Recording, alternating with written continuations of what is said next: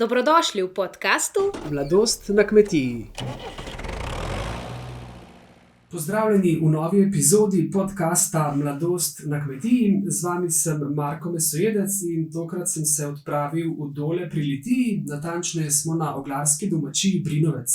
In že ime kmetije pove, da bomo danes nekoliko podrobneje spoznali oglarjenje, ki ima v tem kraju že dolgo tradicijo.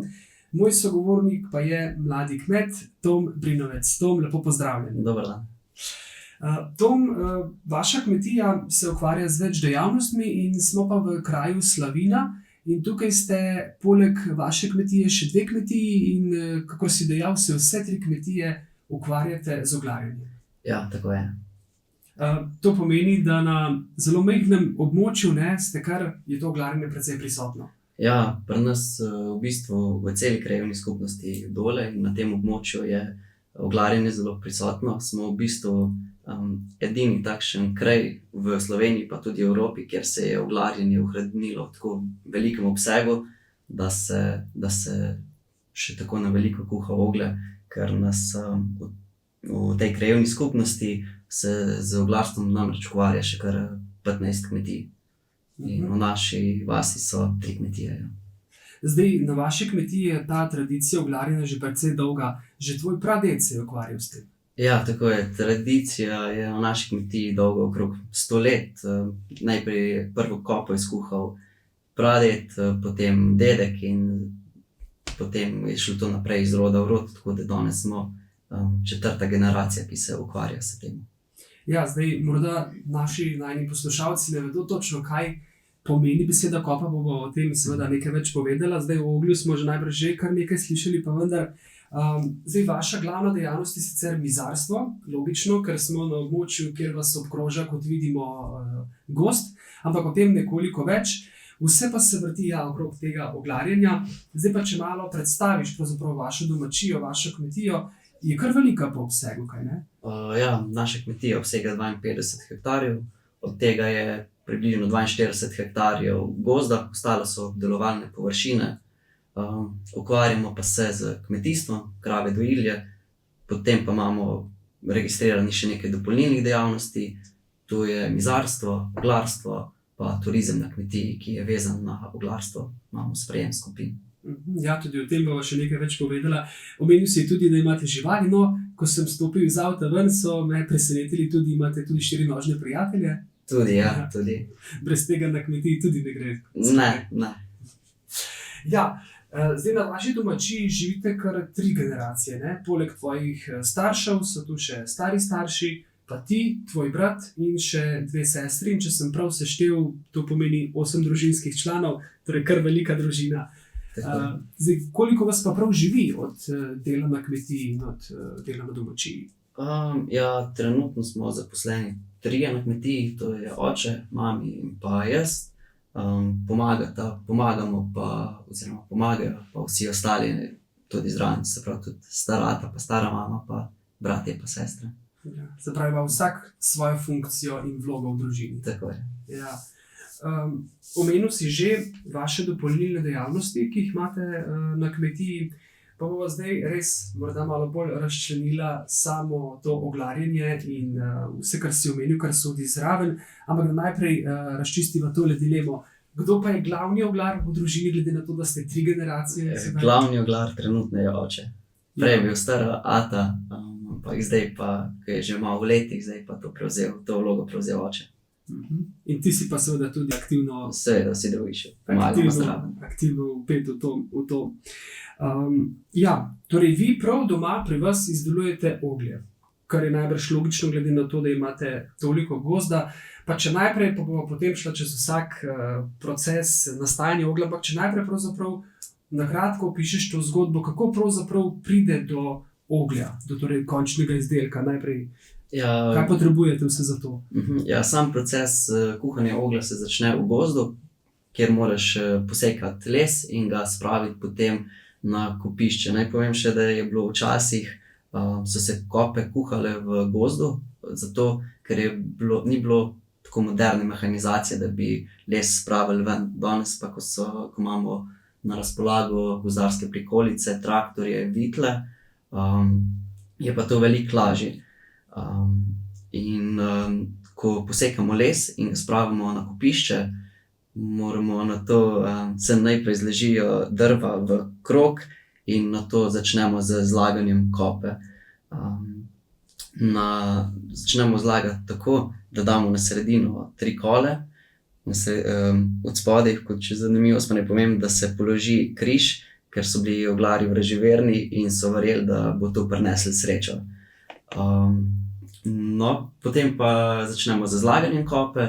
To se zlaga v 2 štosa, rečemo mi 2 nadstropji, in na koncu pride še glava. Ta je sestavljena iz malo krajših koncev. Potem, ko so vsa drva zložena skupaj, je treba kopo ograsiti. To pomeni, da jo oblečemo za travo ali pa smrekovimi vejami. To pa zato, da je pol pri naslednji fazi, ko kopo usujemo zemljo, da zemlja ne zleti vmes med drva. Ko je kopa usuta, jo lahko že prižgemo. To pa po tradiciji prižge ženska, ker prav zato, iz istega razloga, ko damo noter križ, zato da ne bi bolj zgorela. Aha. In tudi pri vas je ta tradicija, da križ postavite v kopo. Kdo pa jo prižge potem? Ali katera od sester ali pa mami, največkrat. Je nekaj ženskih kandidatk pri hiši, seveda, je. Da to lahko storijo. Kako pravzaprav pa je velika ta oglarska kopa, kjer se potem oglje kuha?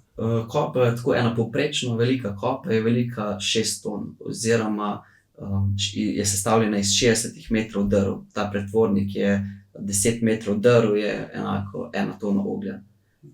Seveda pa lahko tudi večje ali pa manjše poli izlagamo. Pa je primerno torej to delati čez vse leto ali kdaj je najbolj primeren čas? Ja, kopa se lahko dela in kuha čez celo leto, nismo nič omejeni z vremenom, tako da čez celo leto. Koliko letno pa skuhate oglje v teh kopah? Na naši kmetiji okrog 20 ton, odvisno od leta. Eno leto malo več, eno leto malo manj. In ena runda kuhane kope, koliko oglje da? 6 ton. 6 ton. Približno. Ja. A letos ste že skuhali kakšno? Letos nismo skuhali še nobene, imamo pa sestavljeno in pripravljeno za prižig. Ja. Tako da bo še do sezone, ko se začnejo žari in pa peka na žaru pa pikniki, bo oglje na voljo. Kdaj pa je največ višek te sezone kuhanja oglja, takole v oglarskih kopah?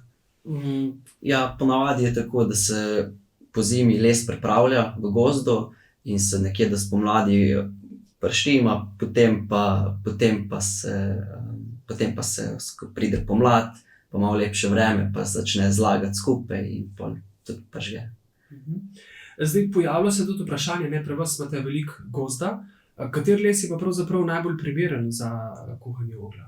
Ja, sama izbira lesa veliko vpliva na kakovost oglja in najbolj primeren les so zmeraj trdi listovci, to je od bukve, hrasta, gabra ali pa kakih sadnih drevesnih vrst, češna, hruška, jablana, pa tudi leska. S tem, da leska je tudi najboljši les za risanje z ogljem in se ga uporablja za risanje.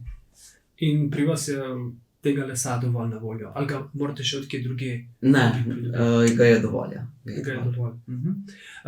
Omenil si, da so to trdi listovci, ampak kaj pa vse še vpliva na samo kakovost oglja? Ja, na kakovost oglja vpliva še to, prvo, seveda, kater les izberemo, potem, kako veliki so kosi oglja, pa tudi, koliko na koncu po gorenju ostane pepela. Pa še ena stvar je zelo pomembna, to je, da je oglje suh. Se pravi, ko se kopa razdira, oziroma mi rečemo, da se štora, je treba merkati, da se oglja ne poliva preveč, ker ko mi oglje vzamemo iz kope, je ta še zmeraj zelo vroč in je zmeraj nekdo zdraven, da to oglje gasi in ti mora merkati, da ga ne zalije preveč. Zdaj, koliko časa pa traja od trenutka, ko prižgete kopo, pa do trenutka, ko oglje pobirate ven? Ena povprečno velika kopa traja 2 tedna. 2 tedna. S tem, da je treba biti, ko se začne kuhati oglje, je treba malo več časa biti zdraven, ker je treba na vsakih par ur noter devati drva, zato da pride žerjavica do vrha, da se poli kopa zapre. Pa še ena stvar je, po 2 dneh je najbolj nevarno, da kopa pihne, oziroma da eksplodira, zato ker se noter naberejo velike količine zelo vročih plinov in jih raznese. In takrat je nevarno, da vržejo vso zemljo dol, in če dosti hitro ne zamečeš nazaj te zemlje, potem vsa drva zagorijo, ne zaoglenijo. Sprav bi lahko prišlo na neke vrste do izbruha, Ja. plin od vulkana. Recimo. Da je primerjava. Neka primerjava, ja. Ja. Se pravi, imate tudi nočne straže potem v teh prvih dneh, ali kako? Ja, Morate je biti skozi zraven. Ja, je treba hoditi, tudi po noči se zbujati, pa na vsake 2 ure hoditi gledati, kako poteka. Če vse v redu. Ja, super. Zdaj, vi se seveda ukvarjate z oglarjenjem, ampak imate pa tako dopolnilno dejavnost na kmetiji, pa tudi je namenjena vaša domačija temu, da vas obiskujejo določene skupine, kjer predstavljate delo oglarja, oglarjenje na splošno. Imate pa tudi oglarsko kočo, kaj ne? In vse to vašo dejavnost prikazujete tako najmlajšim kot malo starejšim in starejšim generacijam. Ja, tako je. Na naši kmetiji je možno, sprejemamo skupine oziroma vse ljudi, ki si želijo izvedeti kaj več o oglarstvu. Zato smo pred nekaj leti tudi naredili eno tako oglarsko kočo, ki je v čudovitem ambientu zraven kopišča in sredi gozda. V tej koči pa so noter razstavljene slike oglarjenja, pa tudi nekaj zapiskov od zgodovine do tega, kako poteka oglarjenje. Sprejemamo pa najrazličnejše skupine, od najmlajših pa potem srednje šole nas dosti obiskujejo v okviru tehniških dnevov, pa tudi potem starejši. In kaj se pa obiskovalcem zdi najbolj zanimivo, ko se ozirajo po oglarski? Ja, najbolj zanimivo je seveda, če od zadaj gori kopa. To. Da lahko živo vidijo, kako pravzaprav poteka ta Tako da si res lahko predstavljajo, ker včasih se kdo sploh ne zaveda, da je to tako velika reč. No. Zdaj, že ko sem se peljal do vas, ne, je vse skozi me na to, bomo rekli, oglarsko dejavnost, me je obveščal posamezen znak, da je tukaj oglarska pot, tudi vod. In če sem prav se pozanimal, tudi prebral na vaši spletni strani, sicer, da je v maju organiziran ta tradicionalni pohod. In ena od teh postaj gre seveda logično tudi mimo vaše domačije. Ja, tako je. Vsako leto organiziramo v maju pohod, oglarski pohod. Sicer, ko je prišla korona, se je to zamaknilo, pa smo 3 leta imeli pohod v septembru, ampak zdaj pa gre počasi spet nazaj na stare tire in bo tudi letos pohod 13. maja. Tako da so vsi vabljeni, ki jih zanima kaj več o oglarstvu ali pa ki bi se radi sam rekreirali. Je pa pot približno 16 km dolga in začne se na Dolah, isto konča na Dolah, je krožna pot. So pa v poti vedno postavljene kope v različnih fazah, več kop, tako da lahko vsak, ki pride, vidi od začetka do konca, kako se kope zlagajo in kako poteka ta proces kuhanja oglja. Ja, in koliko v povprečju pohodnikov se udeleži, recimo? Zelo različno, od leta do leta. Ja. Se pa trudimo, da bi to postal nek tradicionalni pohod, ko bi privabilo vsako leto več gostov.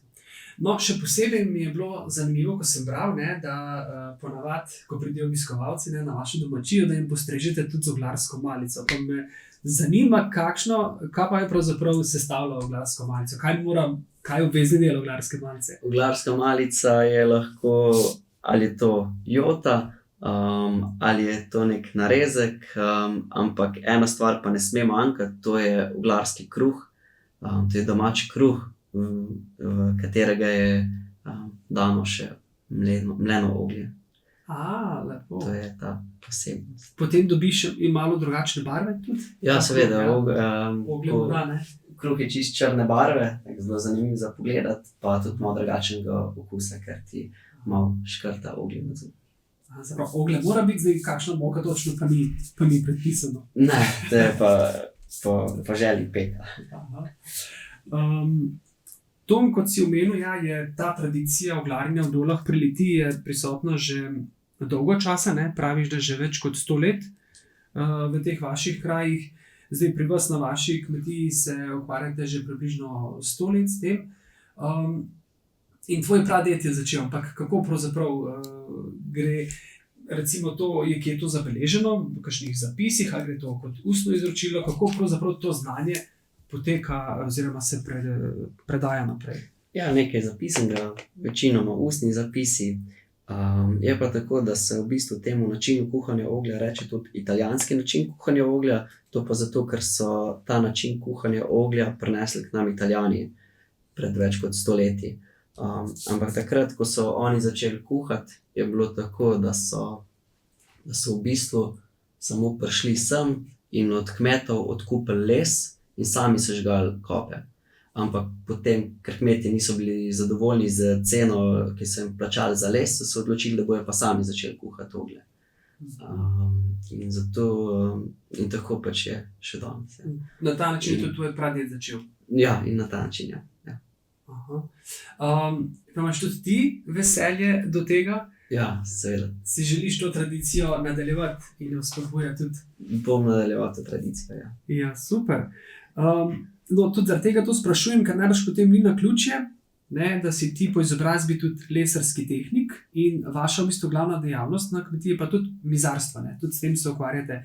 Mizarov danes ni tako veliko, ga je kar težko dobiti najbrž v današnjih časih. Ja, včasih zdi, da jih je čezdalje manj, ampak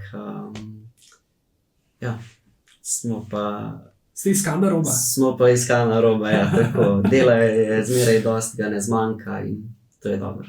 A si ti že ves čas vedel, da se želiš ukvarjati s tem, ko si odraščal doma pač v zavetju, kot vidimo, gozda, tule na nadmorski višini, skoraj 600 metrov. Bil si obkrožen z lesom, z gozdom, si že kmalu vedel, da se želiš ukvarjati tudi z oglarstvom, z mizarstvom. Ja, če rasteš s tem v gor in če si vsak dan vpet v taka pravila, poli, v bistvu sploh ne razmišljaš veliko o drugih stvareh, po drugih možnostih, sploh če ti to še všeč. Ja, torej, glede na to, da se ukvarjate tudi z mizarstvom, torej delate na terenu oziroma kaj vse pa izdelujete, najbrž tukaj skupaj z očetom delate, sodelujete. Ja, tako je. Pri nas delamo večinoma izdelke iz masivnega lesa, to so vrtne lope, nadstreški, lesene fasade, pa lesene ograje, stopnice, glavno vse, kar je povezano z masivnim lesom. In tudi potem najbrž za vrtičkarje, tudi naredite kakšne te grede, ki so zelo popularne. So zelo popularne, ja, tudi tega kar nekaj naredimo. Gredo dobro v promet. Gredo, ja, to je trend zadnjih nekaj let. Zdaj, glede na to, da si lesarski tehnik, pa da se res ukvarjaš tudi z lesarstvom, z mizarstvom, na kater izdelki iz lesa si pa recimo najbolj ponosen, ki si ga naredil, bodi si še kot majhen fantič, ali pa zdaj, ko je to delo že bolj profesionalno? Ja, težko bi rekel. Vsak izdelek, ko ga naredimo, je nek unikat, ni nobene serije in vsak je nek izziv zase, pa zmeraj se na novo še učiš, ko delaš, tako da vsi izdelki so zanimivi in težko je reči, da bi pa enega zdaj izpostavil. Bi težko rekel, Ja. Kateri, ja. Tom, kaj te pa poleg vsega dela na kmetiji, ob oglarjenju, ob mizarstvu, kaj te še vse veseli? Ja, rad se ukvarjam s športom, potem pa sem pri gasilcih še aktiven. Zadnje čase pa tudi čezdalje bolj pač imamo tudi društvo podeželske mladine Hribci, s katerimi se poskušamo čim več udejstvovati zadnje čase in mislim, da nam gre kar dobro in smo aktivni in uspešni. Ja, ti imaš v tem društvu Hribci, ki ga omenjaš, si tudi podpredsednik, Torej, imaš tudi neke naloge in zadolžitve. Ja, recimo, ja. Smo društvo, društvo je bilo ustanovljeno sicer leta 2006, potem pa je bilo nekaj let premora vmes, potem pa smo leta 2019 skupaj nazaj zagnali to društvo, ker se nam je zdelo, da eno tako društvo, ki bi bilo samo za mlade iz podeželja, manjka v našem kraju. In ko smo naredili občni zbor, je bil res lep odziv. Potem je sicer prišla tista korona vmes, ampak zdaj pa spet delamo na polno, s polno paro. Imamo nekaj projektov, tudi v zvezi z Zvezo podeželske mladine, dobro sodelujemo, se udeležujemo dogodkov, delavnic, iger in izobraževanj. Tako da. No, ravno prav, da si omenil Zvezo slovenske podeželske mladine, ne? Letos zveza praznuje 30 let, ti si sicer kar nekaj let mlajši, ne? Ja. 22 let, ampak ko takole pomisliš, ne, ko si že kar nekaj let tudi član Zveze slovenske podeželske mladine, kater dogodek ti takole pade prvi v spomin ali pa na pamet, ko se spomniš na Zvezo slovenske podeželske mladine? Ja, en tak lep dogodek je bil, so bile državne kmečke igre lansko leto. Potem tudi, ko smo v našem društvu Hribci organizirali varno delo za motorno žago, pa so nam je zveza tudi pri tem pomagala. Potem pa seveda še izmenjava na Finsko, mednarodna izmenjava na Finsko, katero smo izvedli letos. Že letos ste bili na Finskem. Tako je. Kje točno? Mesto Jyväskylä, to je center Finske. Tako, ja. Mislim, da sem tudi sam že bil enkrat tam. Obkrožate gost na vseh, z vsake strani gost, ne? Finska je zelo poznata država. Še bolj kot Slovenija. Še bolj kot Slovenija, ja. Prva v Evropi po poznatosti. Ja. Ste opazili kakšnega jelena? Jelena, ne. Smo se trudili loviti ribe, pa nam tudi to ni šlo. Praviš, je bolj zanesljivo kuhati oglje v okopih. Ja. Super. Ne vem, imaš kakšno željo za zvezo ob 30-letnici ali pa za vaše društvo Hribci ob tem jubileju? V zvezi želim, da bi še naprej upravljala tako dobro delo, kot ga upravlja do zdaj, ker je to ena taka zelo pomembna organizacija, mladinska organizacija, ki se ukvarja z mladimi.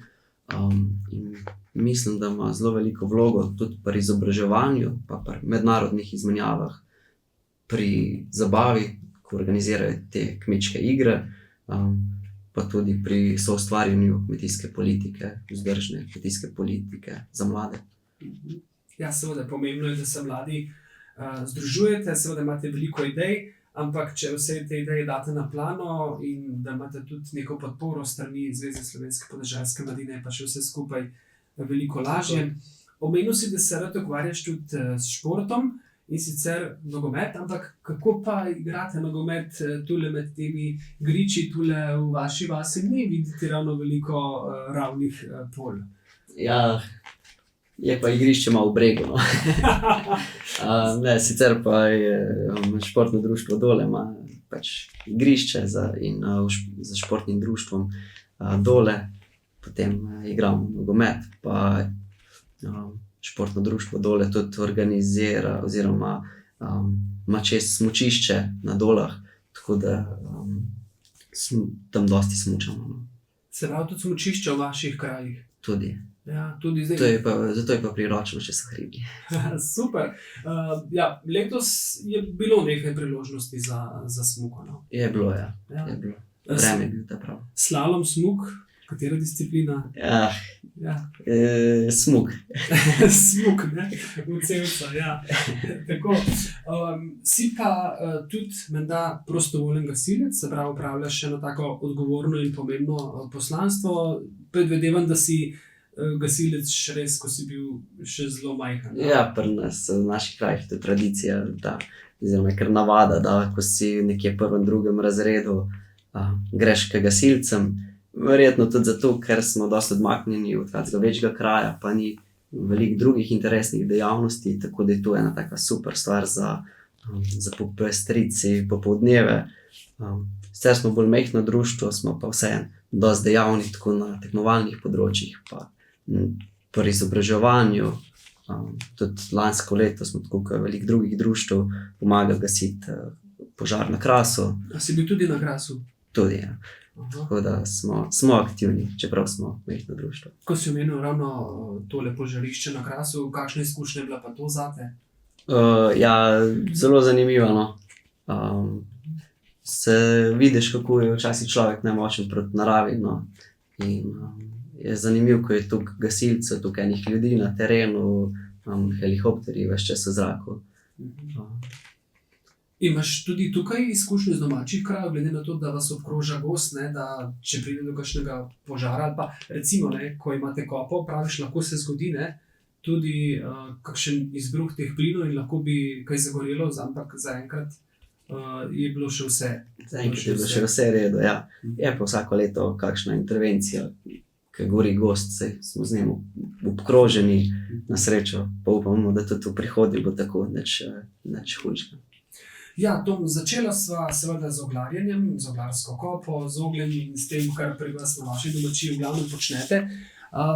Ko se približujeva nekako zaključku najinega pogovora, morda še beseda ali dve o vaši viziji ali pa o vaši prihodnosti. Vaše domačije tukaj, bom rekel, v smeri torej oglarjenja ali pa mizarstva so kakšne želje, cilji, vizija, kaj, ali pa česa si ti želiš kot mladi kmet za vaše domačije, za razvoj vaše kmetije? Cilji so zmeraj, da bi nekako kmetijo čim bolj uspešno se vodili še naprej, da se vsake toliko časa posodobiš, kupiš kak nov stroj, to, kar v bistvu na vsaki kmetiji si želiš in to delaš v tej smeri.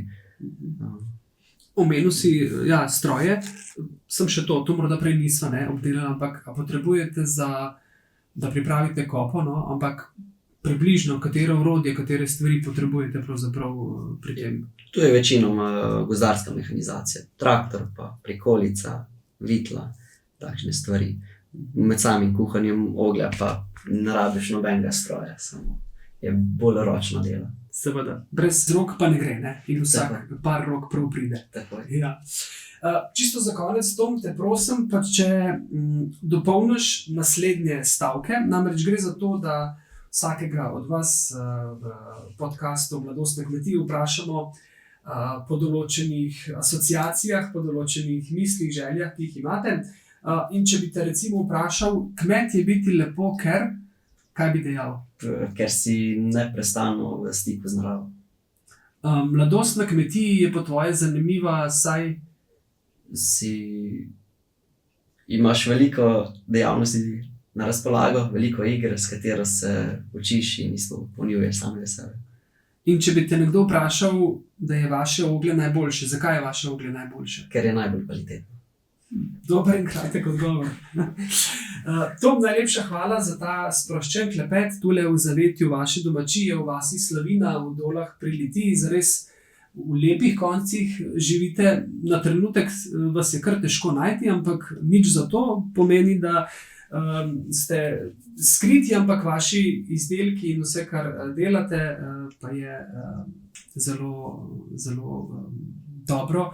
In gre najbrž tudi dobro promet. Uspešno in vse dobro pri tvojem delu in pri delu vaše domačije tudi naprej. Najlepša hvala.